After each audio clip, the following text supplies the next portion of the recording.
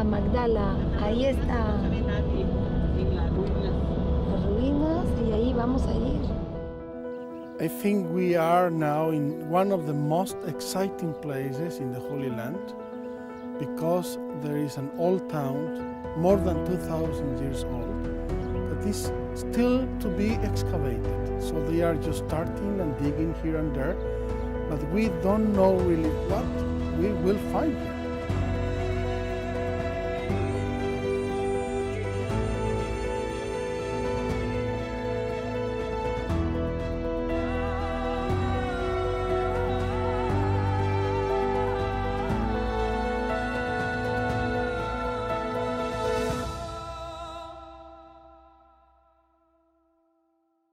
The surprise of the archaeology was very big, I have to confess. The project grew up quite a bit.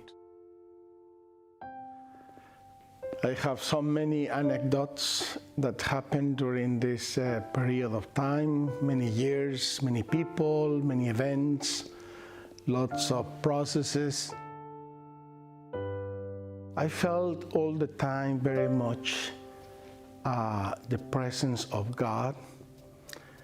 I felt divine providence at work in an amazing, amazing way.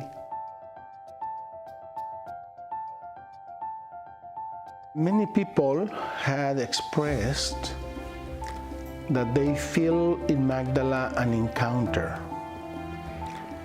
Encounter in the Holy Land means a lot. You encounter the Bible becomes alive. You encounter the Gospels. Everything you see around Magdala, around the Sea of Galilee, in all of Galilee, was somehow drawn by Jesus in the Gospels. All of these things together, archaeology, spirituality, art, nature, volunteers, priests, consecrated, and the visitors themselves, because they meet, they mingle sometimes. And this makes from Magdala a very interesting place for an encounter.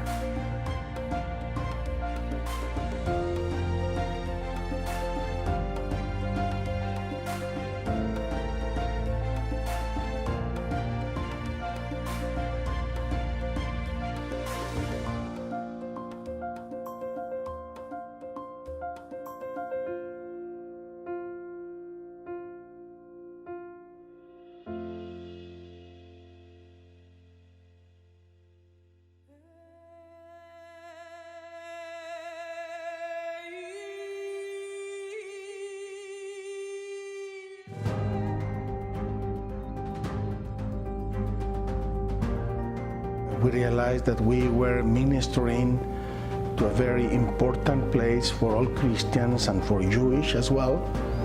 And could not be another simple place, but had to be something, I would say, special, if not extraordinary.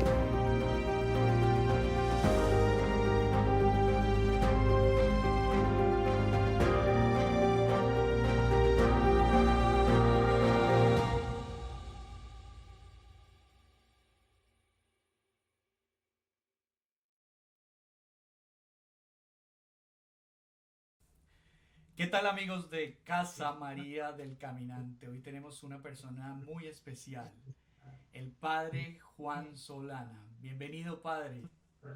¿Qué tal, Jaime? Muchas gracias. Aquí les mando un saludo desde la Tierra Santa. Gracias por la invitación a hablar con ustedes y con los amigos de Casa María del Caminante. Gracias, padre. ¿Qué tal si empezamos con una oración, por favor? Claro que sí. Vamos a hacer la oración más linda que existe, si te parece bien. Claro, padre. En nombre del Padre, del Hijo y del Espíritu Santo.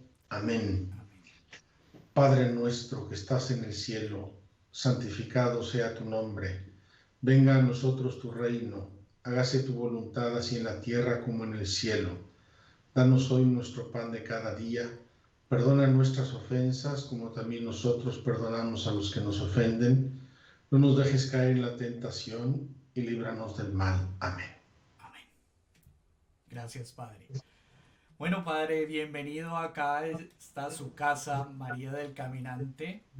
Estamos muy felices de tenerlo acá con nosotros. Bueno, aunque esté en Israel, nos parece enormemente interesante el proyecto que lleva a cabo. Y bueno, quisiera que nos contara quién es el Padre Juan Solana.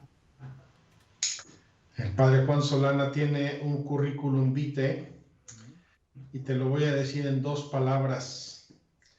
Cuando me piden, oiga, mándenos su currículum para entrevistas o para cosas, yo simplemente les digo, Padre Juan María Solana, un sacerdote feliz. Yo quisiera presentarme así porque lo soy, un sacerdote muy feliz de ser sacerdote, de vivir mi fe, de vivir mi ministerio sacerdotal, de poder servir a mis hermanos en lo que yo pueda como sacerdote. Yo nací en México, en la ciudad de Puebla, en el año 60, y soy el menor de 13 hermanos, una familia muy grande y muy linda. Estudié toda mi vida en el Colegio de los Hermanos de la Salle, un colegio muy bueno en mi ciudad, católico.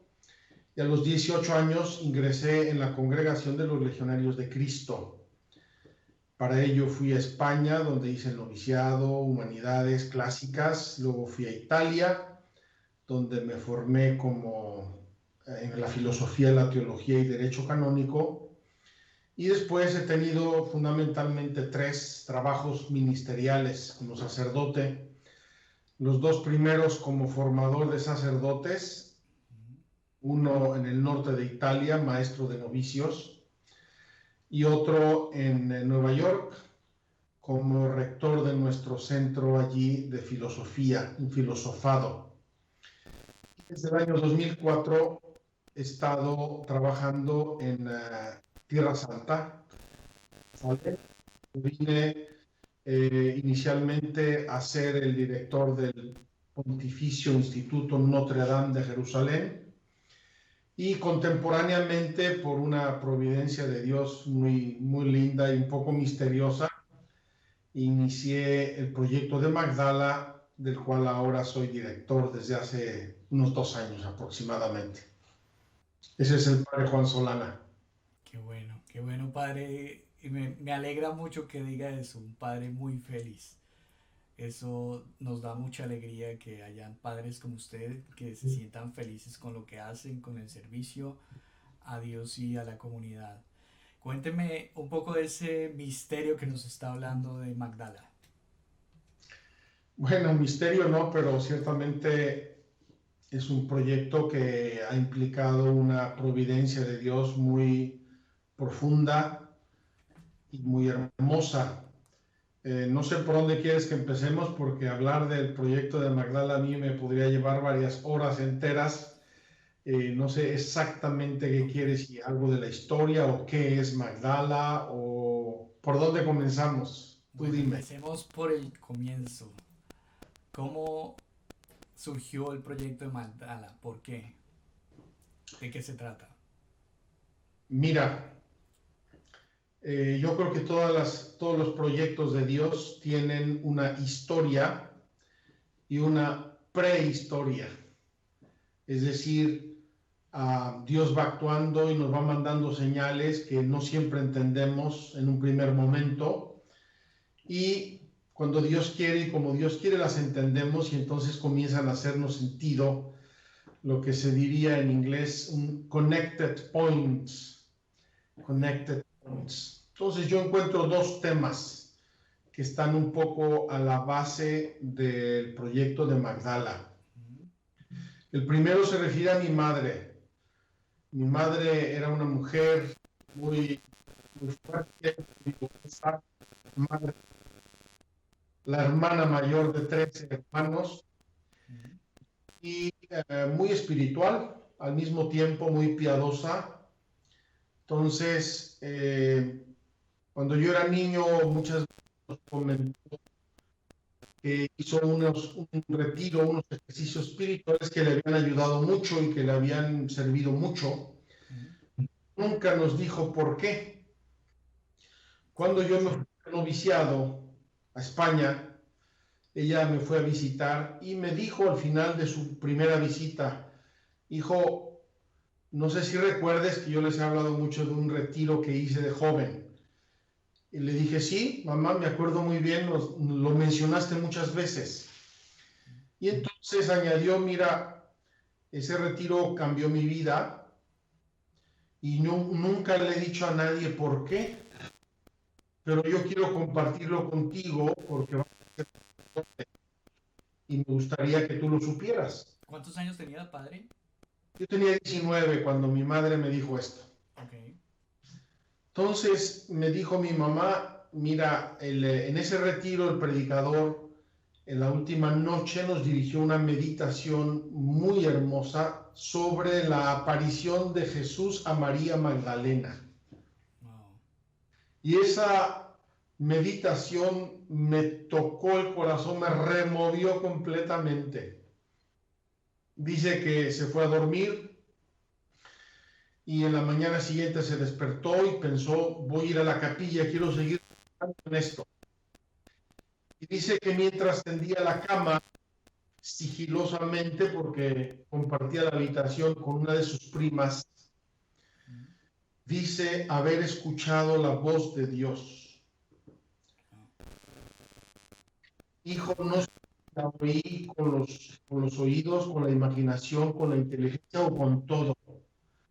Pero yo escuché la voz de Dios que me dijo María, como María Magdalena. Dice, fue un segundo, pero un segundo que estremeció mi corazón, que me hizo experimentar el amor de Dios y desde entonces me enamoré perdidamente de Dios y se convirtió Dios en el centro absoluto de mi vida y ese momento se convirtió porque recordar esa experiencia daba sentido a mis sacrificios, a mis dolores, a mis preocupaciones, a mis alegrías y a todo. Wow. Entonces, mi madre me dijo eso, yo tenía 19 añitos, era un adolescente, novicio, tenía crisis así de diversas cosas. Creo que no le entendí muy bien lo que me quiso decir mi mamá o el significado tan profundo que esto iba a tener para mí. Pero María Magdalena se quedó aquí, detrás de la oreja, en mi cabeza, y María Magdalena desde entonces se convirtió para mí en una persona amiga, en una persona cercana, como cuando presentan a alguien, ¿no? Y tiempo después oyes hablar de él y dices, ah, pues yo lo conozco, esa persona yo la conozco, yo no sé quién es, yo me la encontré. Y así se convirtió María Magdalena para mí en alguien conocido, en alguien cercano. Medité muchas veces en el Evangelio sobre ella, hice lecturas, meditaciones, lo que fuera. Entonces empecé a tener, digamos que una cercanía y una amistad particular, una devoción especial hacia María Magdalena. Eso sería el primer dato serio, profundo, que yo descubro en mi vida como preparación para este proyecto. Una familiaridad con María Magdalena a través de la experiencia espiritual que hizo mi madre cuando era joven. Si no recuerdo mal, mi madre entonces tendría unos 32, 34 años aproximadamente. Okay. La segunda experiencia fue mía, fue más personal y un poco traumante. Y tiene que ver nada más y nada menos que con las Torres Gemelas. Ok. ¿Cómo es esa conexión? Cuando ocurrió lo de las Torres Gemelas, yo era el rector de nuestro seminario en Nueva York, poco al norte de Nueva York, en White Plains, New York. Okay. Y resulta que en el mes de septiembre llegaban seminaristas de diversas partes del mundo, iban llegando y se hacía un grupo con cursos introductorios, etcétera, para preparar el grupo para iniciar el año en octubre, el año académico. Y en ese mes de septiembre tenemos, entre otras cosas, visitas culturales. Y un día estábamos cenando, tranquilos, con los hermanos. Preguntó un hermano, oiga, padre, ¿a dónde es la visita cultural? Yo le dije, pues vamos a ir a las Torres Gemelas. Ah, pues muy bien, perfecto. Y después dijo, oiga, padre, a las Torres Gemelas podemos ir cualquier día. ¿Por qué no vamos a otro lado? Y aquí entra un poco un misterio para mí mismo. Yo soy bastante alemán con los programas y me gusta, se hace un programa y se analiza y se estudia y se decide, me gusta mantenerlo a rajatabla. Pero en esa ocasión, de modo misterioso para mí, accedí a la hipótesis de otro lugar y al acabar la cena, tomé la decisión, porque yo era el rector, tomé la decisión de ir a Filadelfia en vez de a Nueva York. Y al día siguiente, en 2 vehículos, un autobús y una van bastante grande, pues salió la comunidad, yo no iba con ellos, salió la comunidad hacia Filadelfia. Y mientras cruzaban el Washington Bridge, se paró el tráfico. De momento, paró el tráfico. ¿Y qué pasa? ¿Qué pasa? 5 minutos, 10 minutos, 15 minutos, tráfico parado, nadie sabe nada. Encendieron la radio y escucharon el tema del ataque a las Torres Gemelas. Y desde el Washington Bridge dieron caer las Torres Gemelas. Yo estaba en el seminario, intentaba yo hablar con ellos, no había teléfonos, no había comunicación, no sabía dónde estaban, qué había pasado, viendo las escenas, todo el momento, el terror, el miedo, el qué puede pasar, hasta dónde va a llegar esto, etcétera, etcétera. Después de varias horas de estar pegados a la televisión, viendo aquellas escenas horrorizantes que todos conocemos, yo me levanté como sonámbulo, me fui a mi habitación, me acosté y me dormí, no sé si 2, 3, 5, 8 horas, no sé cuánto, mucho tiempo, y me levanté con depresión. Claro. Una depresión, yo creo que de orden físico-químico, por la impresión tan grande que sufrí yo con todo el tema de las Torres Gemelas y sabiendo que nosotros debíamos haber estado allí con 54 seminaristas. Entonces, fue una impresión terrible y desperté con depresión. Yo no sabía qué me pasaba, pero empecé lo típico de una depresión, sentimientos cambiantes, ataques de pánico, un pesimismo atroz, etc. Y así estuve algunos años. Ahora reflexiono y digo, caramba, hubiera sido tan fácil tomar unas medicinas, pero yo no sabía qué me estaba pasando, sí. Solamente sufrí. O sea que usted de ahí hacia atrás no había tenido una depresión. No, no había tenido nada de eso. Okay. Estaba yo en eso cuando me dijeron que iba yo a venir a Jerusalén. Wow. Así es que la depresión aumentó.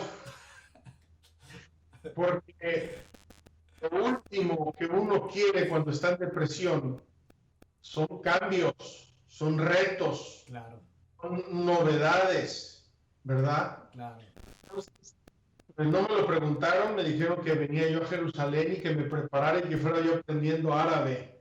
Oh, madre. Hizo más difícil todavía. Entonces, en el camino de Nueva York a Jerusalén, paré en Roma, sí. Y justo un día o dos antes de venirme a Jerusalén, fui al Vaticano y fui a pedirle a Dios su gracia y su ayuda y su compañía para este reto, porque me parecía que era superior a mis fuerzas. Entonces llegué al Vaticano, me revestí para celebrar misa, salí decididamente a un altar que para nosotros es muy significativo, que es el altar de la Virgen Gregoriana, y cuando llegué allí estaba ocupado.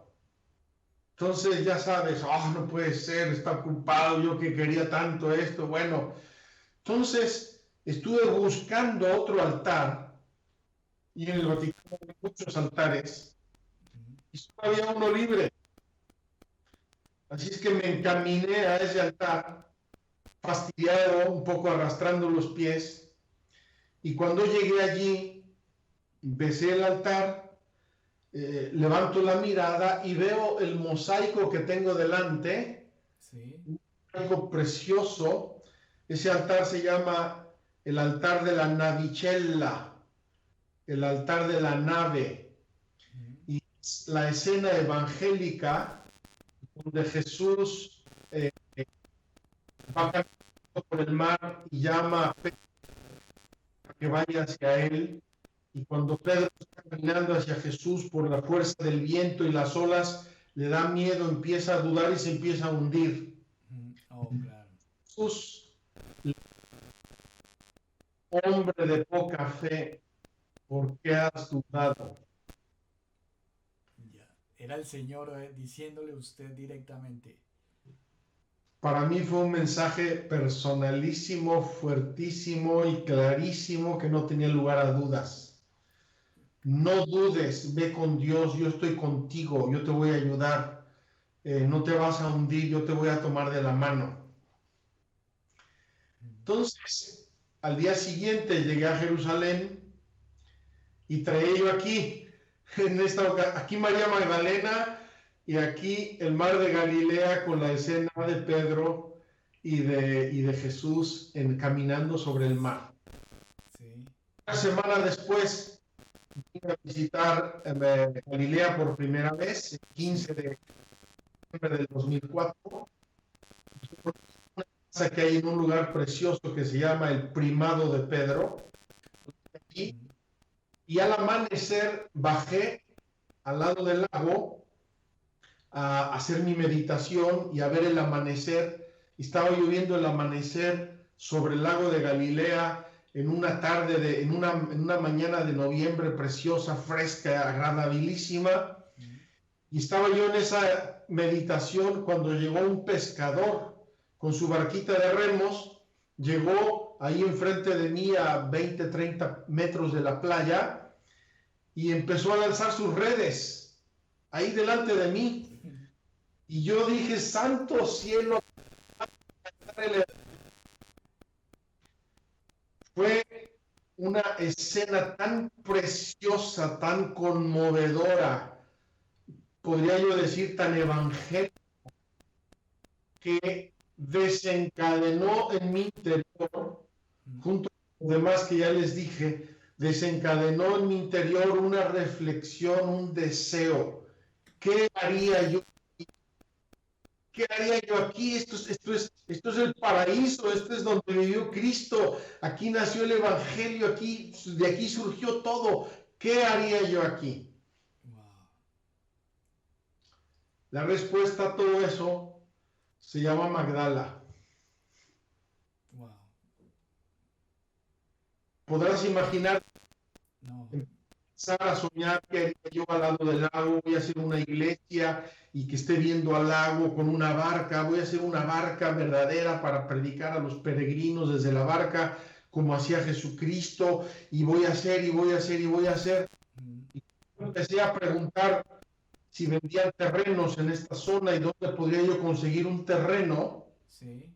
Hablé con el entonces superior de los franciscanos, el padre Custodio, ese es su título, Sí.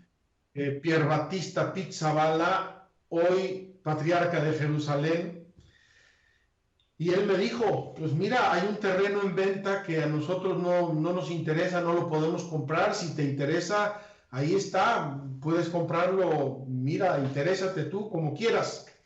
Entonces, ¿y dónde es ese terreno?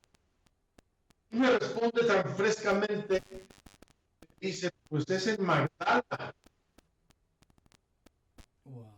En ese momento, yo siento como un corto en la cabeza, como una revolución eléctrica,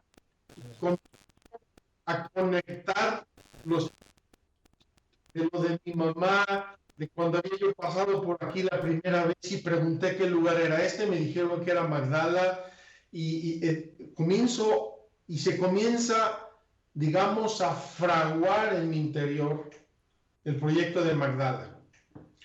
Me admira mucho ahora, me admira mucho que desde el inicio tuve como mucha claridad de todas las cosas que yo quería hacer, aunque soy patatero, porque no tenía yo experiencia, no tenía yo dinero, no sabía yo nada de Israel, nunca había construido nada, etcétera, etcétera. Muchas cosas que en ese tiempo me parecían una montaña imposible de escalar, pero dije yo, bueno, si Dios quiere esto, pues se hará, porque lo que Dios quiere se hace. Qué bueno. Qué bueno. Entonces esa fe se volvió una fe fuerte. Pues yo pensé, sinceramente creí y pensé que era una voluntad de Dios muy clara. Me dio signos muy fuertes de que lo quería y que quería que se hiciera. Y eventualmente empecé a trabajar para lograrlo y enseguida Dios bendijo mis esfuerzos de muchos modos, pero sobre todo encontrando gente que me creyó, que creyó en el proyecto, que me ayudaron muy generosamente, sea con dinero, sea con ayuda, con ayuda profesional, con muchas cosas. Y así empezó a nacer Magdala y lo demás es la historia de Magdala. Ok, pero entonces, a ver, usted compró un lote, un pedazo de tierra, ¿cierto? Sí. Y con mucho esfuerzo, ¿y qué pasó ahí? Pues mira, primero compramos 2 lotes. Sí. Uno de ellos era un hotelito viejísimo, rascuache, horrendo, abandonado casi, Sí. que se llamaba Hawaii Beach. Desde luego no tiene nada que ver con la piedad ni con el evangelio, ¿verdad? Hawaii Beach. No. Entonces compramos el Hawaii Beach y compramos el terreno de al lado. Era un hotel de bungalows. Los destruimos, los quitamos enseguida, no servían para nada, eran viejísimos. Obtuvimos el permiso de construcción. Y para poder construir en Israel, tienes que hacer siempre una excavación arqueológica. Entonces, pues pensamos, vamos a hacer la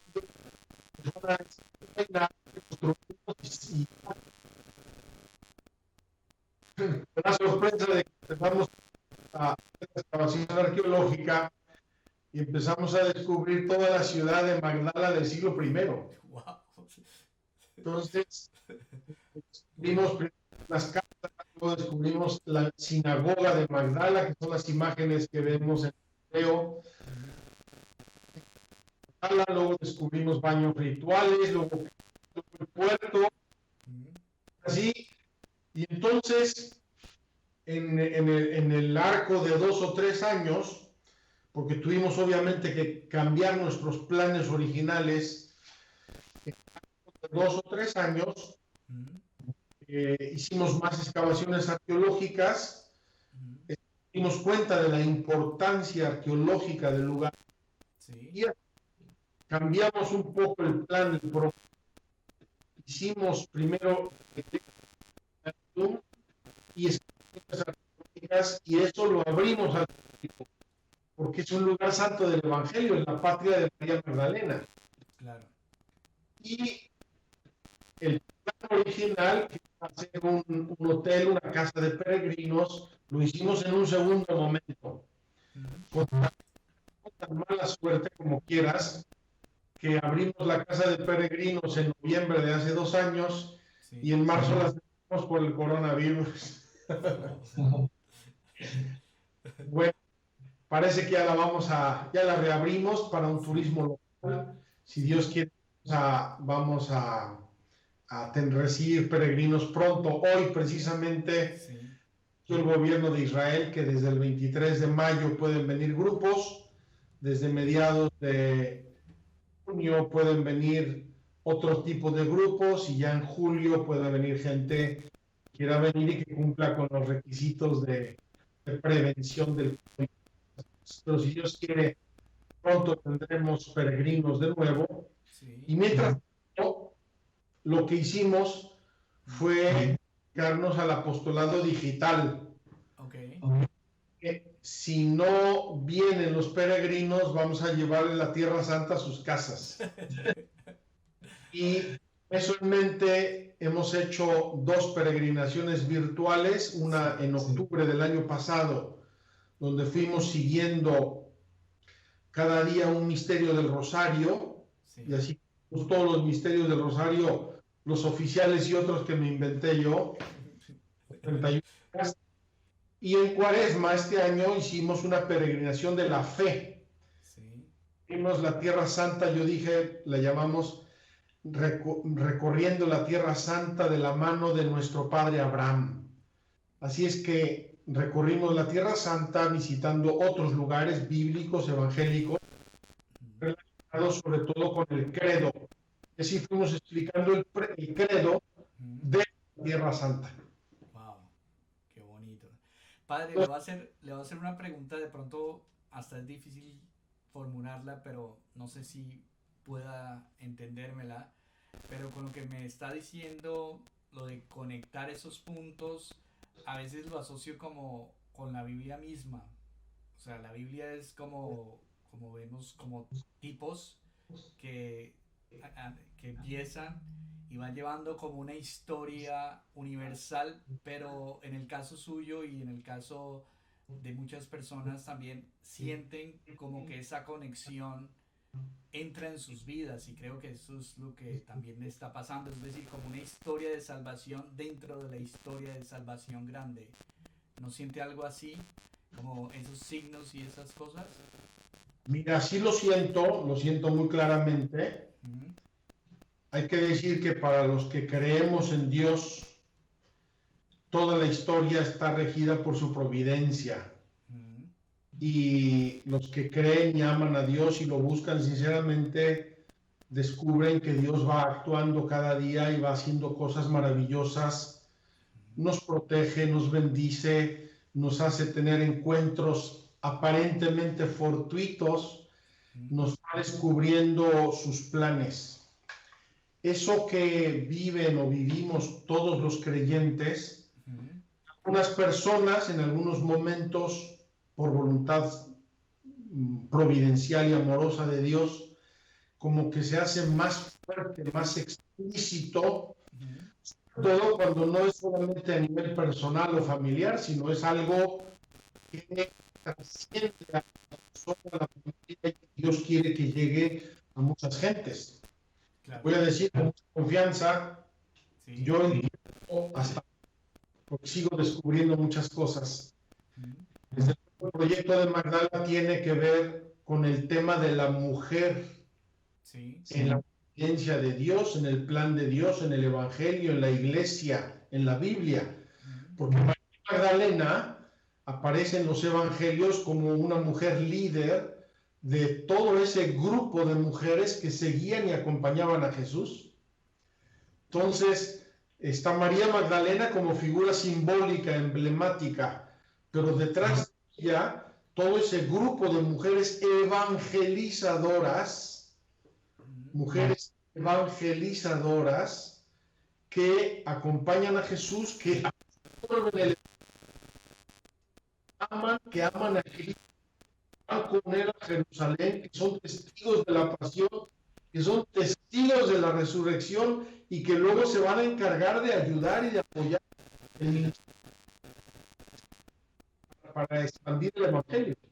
Claro. Entonces el tema de la mujer fuertísimo. Yo digo, ¿por qué Dios en este momento de la historia nos lleva a descubrir Magdala, a hacer ruido, o como dice el Papa Francisco, a hacer lío con Magdala y con María Magdalena, que todo el mundo conocía y que estaba más o menos en el aire de toda la cristiandad, por lo menos? Y vi en un video un poco también las mujeres están trabajando mucho en la tierra, ¿no? Están excavando y todo, ¿no? Un trabajo fuerte y lo están haciendo, ¿no? Lo vi ahí. Mira, el proyecto de Magdala, que tiene arqueología, construcción, arte, estética, medios de comunicación social, etcétera. En todos estos ámbitos ha habido mujeres muy emprendedoras, muy lanzadas, muy líderes, que providencialmente, porque no eran mis planes originales, ni lo pensé nunca así, pero providencialmente se han envuelto con el proyecto de Magdala y han sido muy decisivas, muy determinantes. Puedo mencionar a 5 o 6 mujeres sin las cuales Magdala no sería lo que es hoy, además de algunos bienhechores y bienhechoras que han sido también muy decisivas en lo que es Magdala. Y eso tiene una relación pues con María Magdalena, ¿no? Porque ella fue directo a la tumba, ella anunció a los apóstoles, ella fue valiente, ¿no? Claro, ella fue, como la llaman Santo Tomás de Aquino y antes ya los padres de la iglesia, y le gusta mucho al Papa Francisco, ella fue la apóstol de los apóstoles.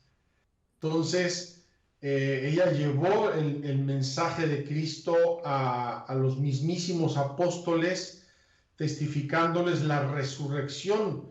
Los apóstoles, en los Hechos de los Apóstoles, se definen como los testigos de la resurrección, y María les llevó el primer testimonio de la resurrección. Es una mujer importantísima. Pero tiene otra cualidad María Magdalena. María Magdalena es líder. Sí. Es muy líder, muy lanzada. Está metida en todo lo que hace con una actitud de liderazgo, de acción, de iniciativa, de madurez, de responsabilidad. Y eso creo que es maravilloso para muchas mujeres. Magdalena encabeza este grupo de voluntarias del Evangelio. Estas mujeres, como dice Lucas al inicio del capítulo 8, mujeres que han sido curadas por él y que le siguen y le sirven con sus vidas. Lucas 8, 1 a 3. Es decir,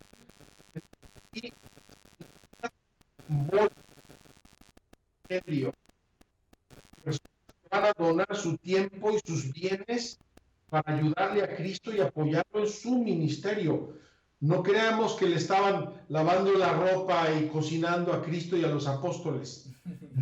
Probablemente también lo hacían, pero más que eso, mucho más que eso, le estaban apoyando en su ministerio, en su misión, en lo que él hacía. Sí. Sí.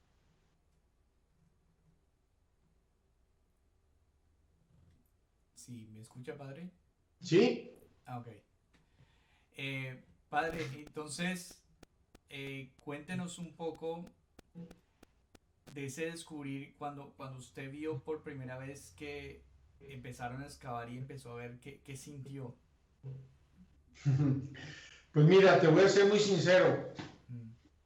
Cuando empezamos a excavar, yo no estaba en Israel, estaba yo en México, en un viaje de recaudación de fondos. Sí. Y mi secretario empezó a mandarme fotografías y dice, padre, hoy encontraron 2 piedras. Y al día siguiente, oiga, padre, encontraron un muro. Y al día siguiente, oiga, padre, encontraron una casa. Y dije, y era lo que yo no quería. Te voy a ser sincero. Sí.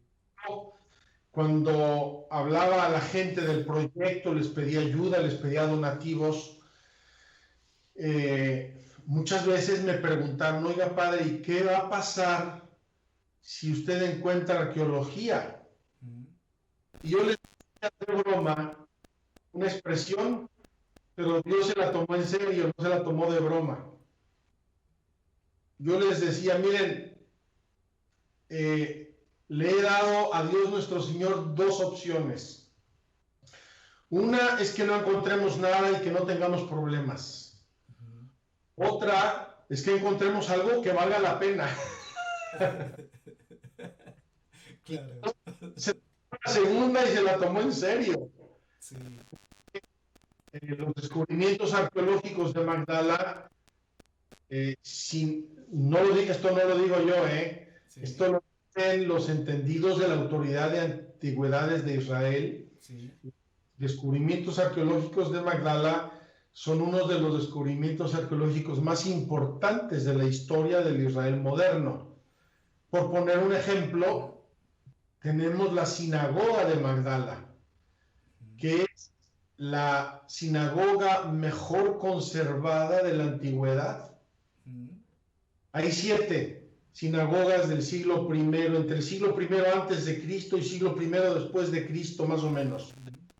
Y de las 7, la mejor conservada y la más rica es la sinagoga de Magdala. Pero además, resulta ser la única sinagoga de tiempos de Cristo que se ha encontrado hasta el día de hoy en Galilea. Y recordarás, los evangelios mencionan muchísimas veces, muchísimas, un día las conté y eran como 30, mencionan resúmenes de la actividad de Jesús, más o menos de este tipo. Sí. Jesús recorría Galilea enseñando en las sinagogas, Sí. enfermos, expulsando demonios, 30 veces. Entonces, creo firmemente que Jesús, aunque no lo dice el Evangelio de modo explícito, Jesús habrá estado una vez en la sinagoga de Magdala y, aunque no haya estado, es la única sinagoga de ese tiempo que nos deja ver con claridad cómo era una sinagoga en las que Jesús enseñaba y predicaba. Aunque personalmente yo creo que Jesús habrá estado aquí porque realmente se necesita fantasía para pensar que haya ido a todas menos a esta. Claro, ese es hay 2 ciudades que eran recorridos de Jesús, ¿no? Magdala queda... Mira, Magdala queda en el camino, sí, entre Cafarnaúm y Nazaret. okay. En el camino entre Cafarnaúm y Nazaret, un camino que seguramente Jesús hizo muchas veces, Claro. Y sus discípulos. Claro. Y padre, ¿cuánto en metros, cuánto tiene cuánto tiene la sinagoga? La sinagoga mide más o menos, ahora no sabría decirte con exactitud, pero mide más o menos unos 15 metros por 15, 15 por 15 aproximadamente. Ya. No es gigante, Sí. incluso algunos especialistas se han atrevido a pensar que tal vez en Magdala haya otras sinagogas, porque Magdala, según nos refiere el historiador Flavio Josefo, que fue casi contemporáneo de Cristo, Magdala tenía 40.000 habitantes. Ya. Sabemos que Flavio Josefo era muy exagerado con las cifras. A lo mejor podemos quitarle un 0 y no pasa nada. Ya. Lo Pero- cierto es que era un pueblo grande, una ciudad grande, quizá la más grande en ese tiempo en los alrededores del mar de Galilea. En padre, una piedra que yo vi en un video que es como que usted decía que es como una maqueta, ¿no? Es una maqueta del templo o de la sinagoga, no estoy seguro. Mira, al centro de la sinagoga, por ahí sale el video en algunos momentos, Sí. en el centro de la sinagoga se encontró una piedra que tenía una función muy específica, Sí. que era la función de altar de la sinagoga. En hebreo se dice bimah, con H final, bimah. Okay. Entonces, esa piedra altar de la sinagoga servía para colocar allí los rollos de la Torá. Ujú. Se colocaban ahí los rollos de la Torá, de la ley de Dios, de la Biblia antigua hebrea, se colocaba allí para la lectura y el comentario, especialmente los sábados. Entonces, esa piedra que al parecer en otras muchas sinagogas debió ser de madera, porque nunca se ha encontrado otra igual, y posteriormente las había también de piedra, pero mucho más sencillas que esta. Esta piedra, que se llama la piedra de Magdala o Magdala Stone, se encuentra en Google, es como una maqueta. Es una piedra esculpida por todos lados y es como una maqueta de un pequeño edificio. Y los estudiosos israelíes la han identificado con una maqueta o un modelo del Templo de Jerusalén, porque tiene muchos símbolos que se refieren al templo de la vida, a la vida del templo y al edificio del Templo de Jerusalén. Entonces, es una piedra muy especial, nunca se ha encontrado una como esa, es la primera vez en la historia y ha dejado ver con mucha cómo habría sido el Templo de Jerusalén en la realidad.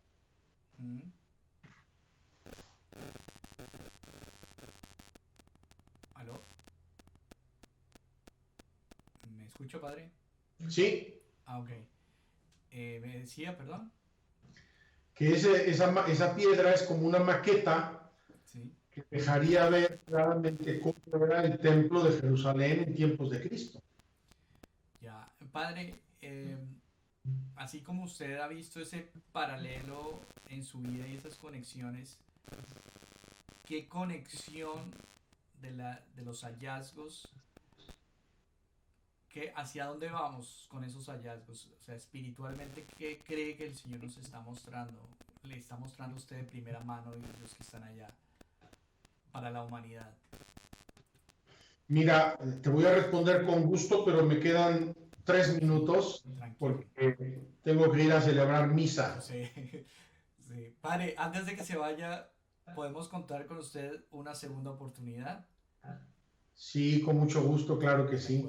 Bueno, Voy a tener mucho que decir, ¿verdad? Sí. Bueno, padre. Mira, los descubrimientos de la arqueología, en primer lugar, es un regalo de Dios, es algo que no teníamos previsto y que a lo mejor yo hubiera preferido, en mi ignorancia, no tenerlo. Siendo yo mexicano, le tengo miedo a la arqueología porque en México las autoridades te bloquean todo, te expropian o no sabes lo que te pasa. Sí. Pero en realidad lo que hemos descubierto es un tesoro para la humanidad, te voy a decir, un patrimonio de la humanidad, porque es un pueblo judío del siglo I, donde se cruzan, y es como hemos definido Magdala, donde se cruzan la historia judía antigua de tiempos del Segundo Templo con la historia cristiana, el nacimiento del cristianismo. Entonces, no hay que hacer interpretaciones, son hechos. Ahí está la arqueología, ahí están los datos, todavía tenemos que estudiarlos, tienen que hacerse las publicaciones, pero son unos hechos y unos datos deslumbrantes de luz sobre lo que es la historia de cuando Jesús predicaba y Jesús vivía en esta zona. Hoy por hoy, Magdala es el único pueblo antiguo que se ha encontrado primero. Que otros pueblos cercanos, incluso Cafarnaún, tuvieron etapas sucesivas. Sí. Magdala, por alguna razón misteriosa, quedó prácticamente en los tiempos de Cristo o en los tiempos de la primera comunidad cristiana. Y eso hace de Magdala un lugar verdaderamente excepcional. En tiempos de Cristo tiene Magdala.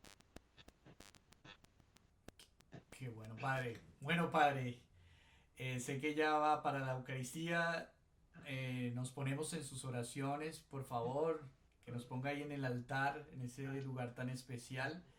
Queremos darle gracias a todos nuestros hermanos y amigos a Felipe, que nos ha ayudado a esta transmisión, y a todos por allá. Entonces, para que ofrezca a todos nuestros hermanos de Casa María del Caminante por todo este proyecto. Y Padre, bienvenido acá a Casa María del Caminante. Esperamos una segunda oportunidad. Si quiere, ya despídase, Padre, y gracias por acompañarnos. Gracias a ustedes por la invitación, gracias a las hermanas y gracias a ti. Felicidades por este nuevo canal. Les deseo todo el éxito del mundo y ojalá que ustedes sean unos grandes influencers de Dios y susciten muchos otros influencers de Dios para ver si contrarrestamos la influencia tan negativa del mundo y del demonio y de la carne que nos están poniendo de cabeza todos. Dios va a vencer, eso lo sabemos, pero necesitan de tu ayuda. Que Dios te bendiga, Jaime. Buenas tardes. Dios te bendiga, Padre. Que estés Buenos bien. días. Gracias. Adiós. Gracias. Bueno, adiós a todos nuestros hermanos y amigos de Casa María del Caminante.